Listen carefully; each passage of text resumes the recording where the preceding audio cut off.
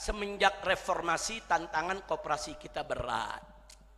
Saya pelajari kenapa koperasi ini banyak gulung tikar. Maaf Pak Menteri, selama ini dari mulai reformasi sampai hari ini banyak koperasi gulung tikar. Yang pertama, karena di dalam koperasi diberlakukan simpan pinjam dengan riba. Ada bunganya, makanya saya bangga di sini ada masyarakat ekonomi syariat, ada Pak Menteri yang dari syarikat Islam. Mudah-mudahan ekonomi daripada koperasi kita ke depan bisa dibebaskan dari riba, bisa dibebaskan dari hal-hal yang tidak syariat. Makanya tadi sudah disampaikan oleh Bapak Menteri kita udah punya bank syariat begitu banyak. Nah mudah-mudahan koperasi-koperasi kita ke depan semua bisa bekerja dengan bank-bank syariat, jangan bekerja sama dengan bank konvensional. Yang kita ingin ingatkan juga kepada semua yang ada di sini, begitu juga Bapak Menteri, programnya sudah bagus Pak, Masya Allah luar biasa. Tapi maaf di tingkat bawah ini Pak, ada para operator yang ada di bawah melakukan hal-hal yang membuat masyarakat tidak simpatik. Ini berbahaya sekali. Contoh, nah ada yang di bawah mengambil tanah orang, tahu-tahu bikin koperasi. Saudara, saya nggak perlu sebutkan instansinya. Saudara, ini terjadi.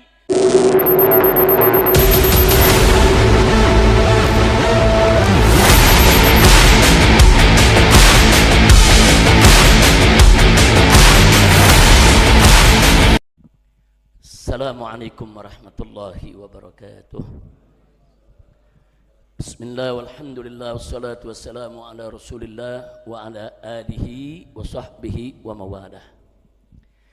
Amma ba'd, ahiba'il kiram, usikum jami'a wa nafsi bi taqwallah wa bi ta'ati rasulillah sallallahu alaihi wasallam, wa nas'alullah subhanahu wa ta'ala an yaj'alana jami'an minal muttaqin. Amin ya rabbal alamin. Alhamdulillah, hari ini majelis rutin multaqa setiap hari Kamis pertama kembali kita buka, dan juga pada Kamis ketiga nanti majelis taklim rutin untuk kaum ibu juga kembali kita buka. Mudah-mudahan selanjutnya setelah ini tetap kita bisa lakukan secara rutin sebagaimana biasa, insya Allah. Hari ini sangat istimewa bagi kita semua. Kita kedatangan tamu.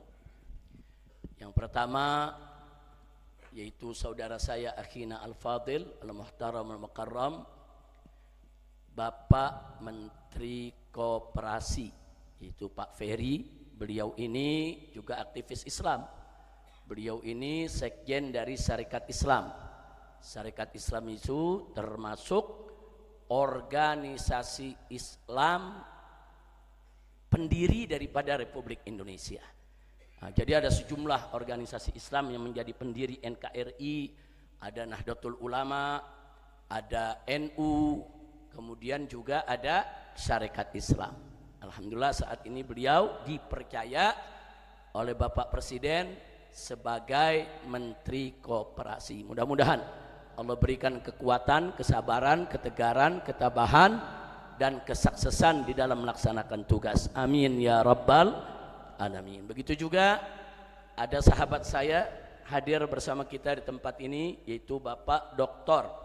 Syahganda Nenggolan, seorang cendekiawan, juga seorang aktivis, dan saat ini banyak menjadi teman diskusi baik dengan Bapak Presiden maupun Bapak-Bapak Menteri, sehingga beliau banyak memberikan masukan-masukan supaya masukannya itu bisa mempengaruhi kebijakan-kebijakan pemerintah. Mudah-mudahan Allah Subhanahu wa taala panjangkan umur beliau dalam sehat walafiat, dan insya Allah mudah-mudahan Allah panjangkan umur, yaitu tamu-tamu kita semua dalam taat dan ibadah. Amin ya rabbal alamin. Selamat datang kepada Pak Menteri dan seluruh rombongannya yang tidak saya sebutkan satu persatu nama-nama beliau.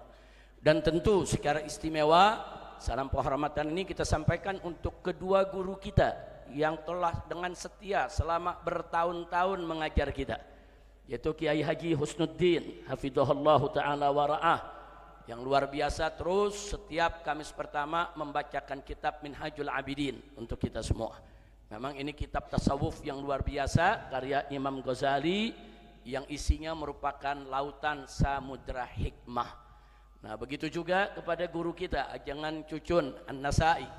Nah, beliau juga membuka kitab I'anatul Talibin. Luar biasa, beliau jabarkan kepada kita ilmu fikih, saudara.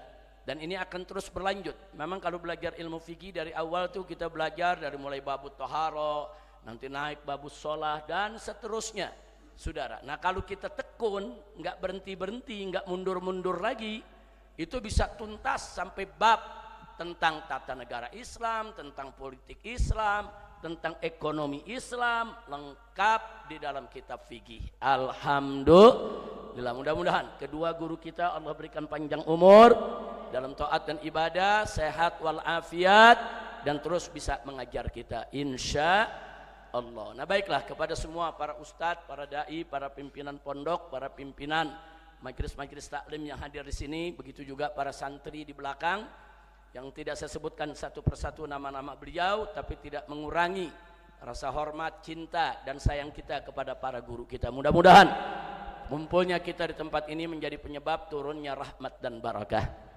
Amin ya rabbal alamin. Tadi saya menyimak, betul-betul menyimak apa yang disampaikan oleh Bapak Menteri Koperasi kita, ya ikhwan, tentang bagaimana niat baik Bapak Presiden, begitu juga beliau selaku menteri yang akan melaksanakannya untuk mengembalikan sistem ekonomi kita ini kepada ekonomi kerakyatan, ekonomi keumatan, yang memang basisnya adalah koperasi. Tapi memang semenjak reformasi, koperasi ini hancur-hancuran dibuat. Itu tadi yang disebutkan oleh beliau, karena ada perjanjian dengan IMF, kemudian pemerintah tidak lagi diberikan kuasa untuk mengatur pasar, saudara. Nah, sehingga akhirnya pasar kita lebih banyak dikuasai oleh oligarki. Nah, mereka yang seenak-enaknya menentukan harga pasar. Nah, ini yang membuat akhirnya banyak koperasi kita gulung tikar. Memang ada beberapa koperasi besar yang dikelola oleh pondok-pondok pesantren besar, sebagaimana tadi beliau ceritakan, sukses luar biasa, bisa bertahan. Tapi tidak sedikit koperasi-koperasi pesantren, koperasi-koperasi masjid, koperasi-koperasi masyarakat, saudara, yang gulung tikar. Nah, mudah-mudahan niat baik Bapak Presiden kita yang akan dilaksanakan oleh Bapak Menteri Koperasi kita ini menjadi awal kebangkitan untuk ekonomi umat, insya Allah. Nah, bicara tentang ini saya jadi ingat, saudara, kalau kita buka sejarah Islam, tatkala Nabi kita alaihi salatu wassalam hijrah dari Mekah ke Madinah, begitu beliau sampai di Madinah, beliau lihat dengan mata kepala beliau sendiri bagaimana ekonomi di Madinah ketika itu dikuasai oleh orang Yahudi. Pasar-pasar dikuasai oleh orang Yahudi. Dan banyak bahkan penduduk asli Madinah, orang-orang Ansor, ya kawan, itu terlibat dengan utang-utang yang diribakan oleh pihak orang-orang Yahudi. Nah, sehingga umat Islam di sana, saudara, ekonominya dikuasai oleh Yahudi. Nah, ketika Nabi melihat itu, Nabi melakukan langkah-langkah besar, terobosan-terobosan luar biasa, bagaimana umat Islam bisa menguasai pasar. Caranya bukan dengan membunuh si Yahudi, caranya bukan dengan membakar pasar Yahudi, caranya bukan melakukan tindak kekerasan atau tindak anarkis atau dengan memerangi mereka, tidak. Nabi melakukan langkah-langkah yang luar biasa. Apa di antara langkahnya? Satu, yang pertama Nabi bangun di kota Madinah adalah masjid. Bahkan sebelum masuk ke Madinah, Nabi sudah bangun Masjid Quba, membangun Masjid Quba, membangun Masjid Nabawi. Ada hubungan apa antara masjid dengan ekonomi, saudara? Nah, hubungannya, masjid itu Nabi bangun. Setelah dibangun, Nabi mewajibkan umat Islam yang pria sholat 5 waktu di masjid. Dulu di awal Islam sholat berjamaah 5 waktu di masjid hukumnya wajib, fardul ain di awal Islam dulu. Nah, walaupun setelah itu, saudara, khususnya di mazhab Syafi'i, kita punya pendapat adalah fardul kifayah di zaman ini. Tapi ketika itu enggak. Para sahabat diwajibkan oleh Nabi untuk sholat di masjid. Bahkan Nabi sampai mengatakan, pengen sekali-kali Nabi digantikan siapa gitu yang jadi imam. Nabi pengen keliling kota Madinah, mau bakar rumah orang yang nggak mau sholat berjamaah di masjid. Kenapa itu Nabi lakukan? Karena ini awal pembangunan persatuan, kesatuan dan persaudaraan umat Islam. Kalau mereka masing-masing sholat di rumah, bagaimana mau bersaudara? Nah, Nabi bangun masjid, satu. Yang kedua, Nabi wajibkan para sahabat untuk sholat di masjid 5 kali sehari, 5 waktu. Supaya kenapa? Kalau mereka ketemu sehari 5 kali, yang gak kenal jadi kenal, yang sudah kenal, saudara, jadi akrab. Kalau sudah akrab, nanti saling sayang. Kalau sudah saling sayang, saling hormat, mereka akan mau berbagi. Itu dulu yang dibangun oleh Nabi alaihi salatu wassalam. Bangun masjid, wajibkan sholat berjamaah. Nah, dalam sholat berjamaah sahabat kumpul. Hari ini di sebelah kanannya si fulan, nanti sholat asarnya di sebelahnya lain lagi, nanti sholat berikutnya di sebelahnya lain lagi. Akhirnya lama-lama satu masjid saling kenal. Semua sahabat saling kenal satu sama lainnya. Begitu mereka sudah saling kenal, mereka akrab. Begitu mereka akrab, mereka saling cinta, saling sayang. Begitu mereka sudah saling sayang, mereka siap berbagi. Ketika itulah Nabi persaudarakan muhajirin dan ansor. Ambil satu muhajirin, ambil satu ansor, dipersaudarakan oleh Nabi alaihi salatu wassalam. Jadi sekali lagi, bangun masjid, kemudian sahabat digiring sholat di masjid untuk saling kenal, baru mereka dipersaudarakan. Lalu apa aturan persaudaraan tadi? Menarik.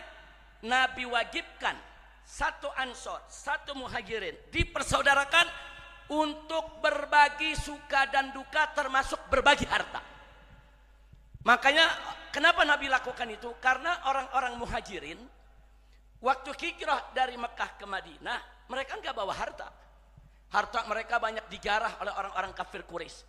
Tanah rumah mereka banyak diambil paksa oleh orang-orang kafir Quraisy. Sedikit sekali yang bisa hijrah membawa harta, membawa uang emas atau perak, saudara. Sehingga mereka datang banyak yang fukoro, banyak masakin. Sementara orang-orang Ansor sebagai pribumi kota Madinah, saudara, semiskin-miskinnya mereka, ada yang punya kebun, ada yang punya tanah, ada yang punya rumah, paling tidak ada yang punya tabungan, saudara.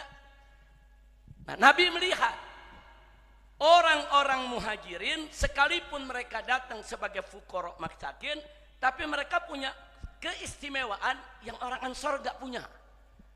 Keistimewaan apa? Mereka pandai berniaga.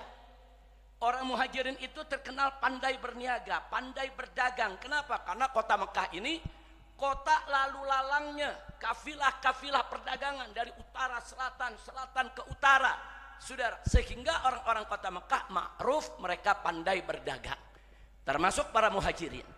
Sedangkan orang-orang Ansor banyak yang gak pandai berniaga. Ya, mereka punya tanah dari keturunan, waris mewarisi, saudara. Kalaupun ada harta tidak seberapa. Beda dengan muhajirin yang pandai berniaga. Dari situlah Nabi persaudarakan. Nah, begitu dipersaudarakan, si muhajirin dibawa oleh Ansor ke rumah. Begitu dibawa ke rumahnya, ditunjukkan, ini kebun saya, kita bagi 2. Dibuka lemarinya, ini harta saya, kita bagi 2. Subhanallah. Muhajirin Ansor ikut aturan Nabi. Suruh bagi 2, dibagi 2. Bahkan saudara, ada seorang Ansor yang menawarkan muhajirin, saya punya istri 4, kita bagi 2. Sampai begitu. Maksudnya yang 2 diceraikan, selesai masa iddahnya dikawinkan kepada si muhajirin. Saudara, termasuk Abdurrahman ibn Auf yang ditawarkan begitu. Nah, tapi apa kata sahabat Indra? Jangan, saya nggak minta istrimu. Cukup sedikit modal yang kau berikan, aku mau dagang di pasar. Subhanallah. Muhajirin begitu dapat modal dari Ansor, rame-rame dagang, rame-rame buka toko, buka warung, buka pasar, saudara. Tidak sampai 1 tahun, saudara, mulai muncul pedagang-pedagang kaya baru dari kalangan kaum muslimin. Jadi Nabi bangun kebersamaan, dan Nabi ajarkan umat Islam ketika itu belanja selama kebutuhan masih ada di tokonya orang Islam, belanja dengan orang Islam. Kecuali kalau udah nggak ada, silakan belanja di toko siapa saja. Tapi selama saudara muslim masih berdagang, keperluan daripada saudara muslimnya, belanja sesama para sahabat. Dan itu dilakukan. Nah, begitu tahun pertama mulai muncul orang-orang kaya baru, saudara. Apalagi yang terjadi selanjutnya? Selanjutnya, saudara, Nabi alaihi salatu wassalam meminta kepada pedagang-pedagang yang sukses tadi untuk menggantikan saudagar-saudagar Yahudi dalam hal mengutangkan uang, meminjamkan uang, saudara, supaya umat Islam nggak kelibet sama riba lagi, supaya nggak dijirat sama rentenir. Sebab orang-orang Yahudi punya prinsip, saudara, kalau sesama Yahudi riba haram. Tapi kalau kepada orang selain Yahudi, riba wajib. Jadi orang Yahudi kalau ngutangin kepada orang Islam wajib diribakan. Hukumnya wajib sampai hari ini. Makanya jangan kaget kalau bank-bank dunia yang dikuasai oleh Zionis, oleh Israel, saudara, wajib. Mereka keruk habis-habisan. Yaitu daripada riba, daripada bunga, saudara, dan seterusnya. Nah, Nabi minta kepada pengusaha muslim baru, pinjamin uang. Termasuk Sayyidina Utsman ibn Affan, saudara, yang tampil sebagai orang kaya, utangin kepada orang-orang Islam yang miskin, jangan diambil riba, jangan ada bunga, saudara. Dan itu berlaku terus. Akhirnya nggak sampai 2 tahun, masuk tahun ketiga, pasar Yahudi bangkrut, saudara. Subhanallah. Kenapa bisa bangkrut? Nabi membangun kebersamaan di antara umat. Kebersamaan itulah yang disebut koperasi. Emang koperasi itu apa, saudara? Usaha bersama. Usaha bersama. Cuman zaman Nabi nggak disebut koperasi. Tapi itu usaha bersama. Yang kaya, yang miskin, mereka saling berbagi, saudara. Maju. Nah, jadi betul yang dikatakan oleh Bapak Menteri kita tadi, bahwa koperasi itu prinsipnya sebetulnya lahir dari ulama-ulama kita. Dulunya dari Syarikat Islam, yang dulunya namanya bahkan Syarikat Dagang Islam pada awalnya, saudara. Jadi betul koperasi itu kemudian dikembangkan, saudara, oleh tokoh-tokoh kita yang lain, oleh Bung Hatta yang dikenal sebagai Bapak Koperasi dan seterusnya. Jadi memang koperasi ini, saudara, sebetulnya satu bentuk usaha bersama di dalam memajukan ekonomi umat Islam. Alhamdulillah. Hanya saja memang, saudara, semenjak reformasi tantangan koperasi kita berat. Saya pelajari kenapa koperasi ini banyak gulung tikar. Maaf Pak Menteri, selama ini dari mulai reformasi sampai hari ini banyak koperasi gulung tikar. Yang pertama, karena di dalam koperasi diberlakukan simpan pinjam dengan riba. Ada bunganya. Makanya saya bangga di sini ada masyarakat ekonomi syariat, ada Pak Menteri yang dari Syarikat Islam.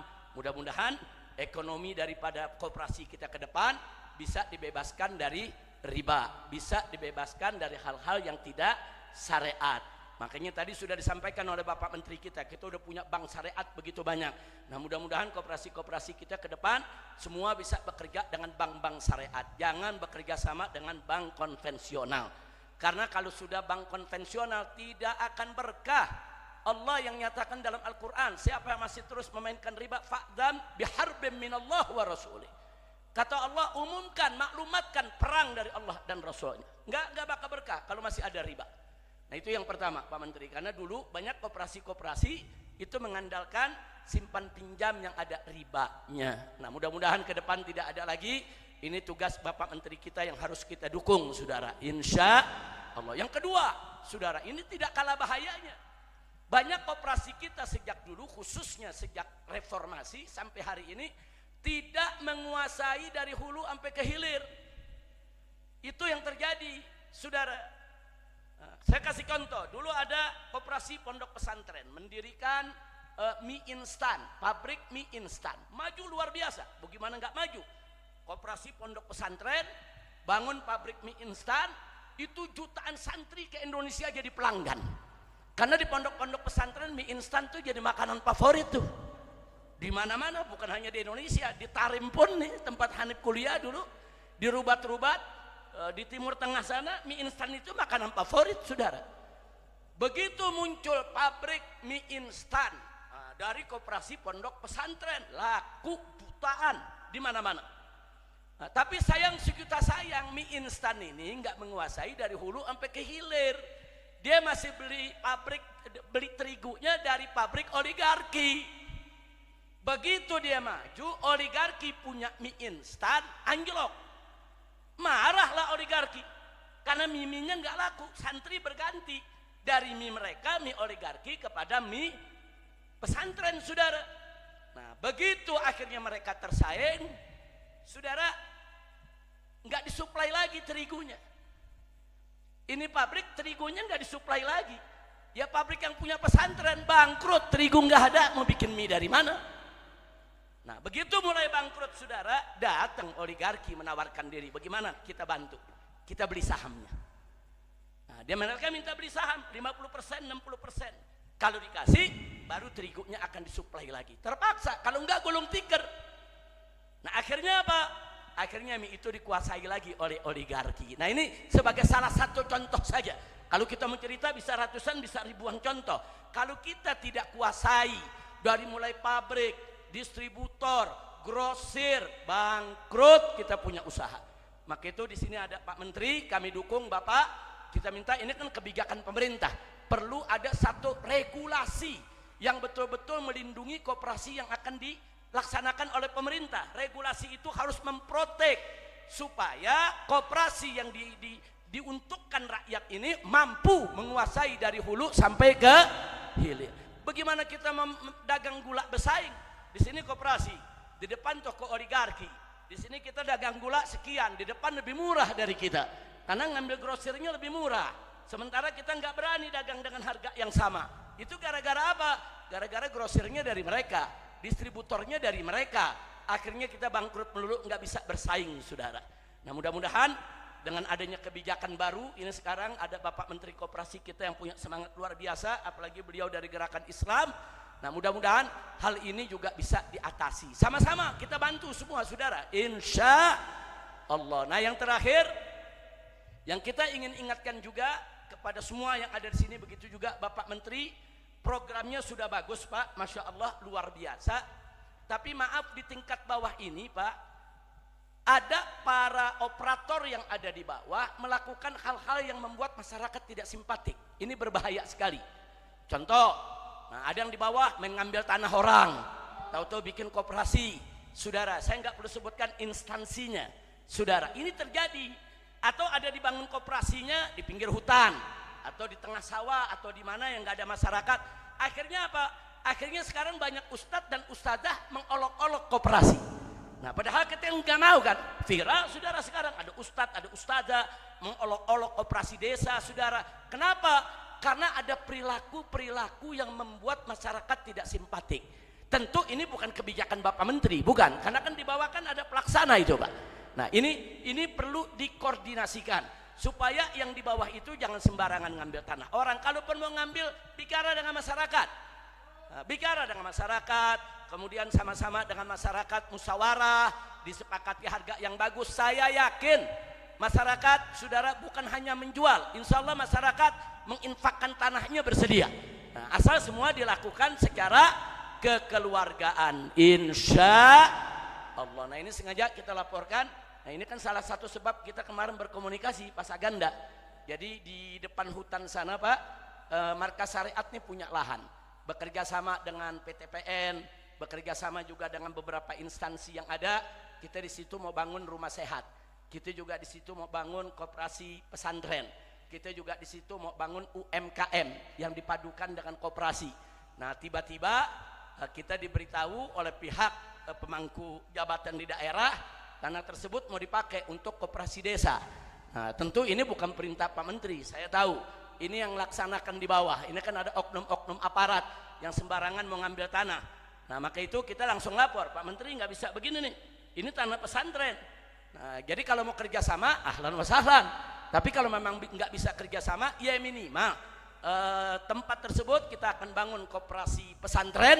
Nah, mudah-mudahan kementerian bisa membantu dalam bentuk lain, bantuan-bantuan yang sifatnya profesional seperti perizinan, kemudahan-kemudahan surat menyuratnya, atau kemudahan untuk bisa mendapatkan yaitu produk-produk dari hulu sampai ke hilir, sehingga ke depan koperasi kita bisa hidup. Itu yang kita mau sampaikan. Alhamdulillah setelah kita sampaikan ke Pak Menteri lewat Saganda, lewat Pak Jumhur juga kemarin yang lainnya, beliau merespon dengan sangat baik. Bahkan responnya bukan sangat baik, sampai datang lagi kemari. Alhamdulillah, takbir, sallu ala nabi. Nah, ini kalau setiap pejabat begini nggak ada yang ribut, udah rakyat nggak ada apa, yuk kita selesaikan bersama, yuk kita musyawarahkan bersama, bahkan kita bisa bekerja sama. Insya. Saya mau tanya di sini, kalau pesantren punya koperasi dukung tidak? Setuju tidak? Kalau masjid-masjid punya koperasi dukung tidak? Setuju tidak? Takbir, sallu ala nabi. Siap bangkit, siap bersatu, siap majukan koperasi. Takbir. Nah kalau ada yang nanya, Habib kenapa sih kok Habib pendukung koperasi? Saudara, satu-satunya jalan untuk melawan hegemoni oligarki adalah koperasi. Nggak bisa kita berjuang sendiri-sendiri. Orang Islam saya tahu ada yang kaya, tapi kalau orang Islam yang kaya-kaya berjuang sendiri-sendiri nggak bisa mengalahin oligarki, dilibas. Nah, tapi kalau orang-orang kaya itu gabung dengan rakyat, mendukung koperasi, mungkin orang-orang kaya tersebut bisa membantu kementerian, menyediakan lahan, menyediakan fasilitas. Nanti masyarakat yang menggunakannya untuk koperasi, insya Allah ekonomi bangsa Indonesia, rakyat Indonesia akan bangkit. Amin. Kira-kira jelas tidak? Paham semua? Alhamdulillahirrabbilalamin. Itu yang saya mau sampaikan pada saat ini Pak Menteri. Begitu juga Pak Saganda Nainggolan dan semua. Jadi sekali lagi kita tidak pernah ragu dengan apa namanya program koperasi desa Pak. Cuman memang mungkin kita lebih banyak sharing untuk bisa saling yaitu memberikan masukan supaya koperasi desa ini tidak dicurigai oleh masyarakat dan tidak jadi bahan olok-olok. Sebab sedih betul ya kalau ada ustadz ustadzah mengolok-olok. Sekarang kan ada beberapa program pemerintah kan jadi bahan olok-olok. Sebetulnya bukan programnya yang jelek, bukan, tapi karena pelaksana di bawah ini banyak yang berperilaku mengecewakan masyarakat. Nah mudah-mudahan ini bisa jadi masukan juga buat Pak Saganda Nainggolan. Nah ini yang sering diskusi dengan para menteri, tolong ini dijadikan masukan Pak Saganda. Begitu juga Pak Menteri, kita doakan agar Bapak Menteri kita diberikan kekuatan. Nah itu saja yang bisa saya sampaikan. Jazakumullahu khairal jasa. Sampai di sini pengajian kita. Setelah ini kita dengarkan azan zuhur, kemudian kita sholat zuhur dengan zikir yang singkat, langsung kita ziarah seperti biasa. Insya Allah kita akan ajak Bapak Menteri kita sebentar ziarah, langsung makan siang Pak. Udah disiapkan semuanya. Itu saja yang bisa saya sampaikan. Mudah-mudahan manfaat untuk kita semua. Amin ya rabbal alamin. Baik, itu saja. Hadaniyallahu wa iyyakum ila siratil mustaqim. Wassalamualaikum warahmatullahi wabarakatuh.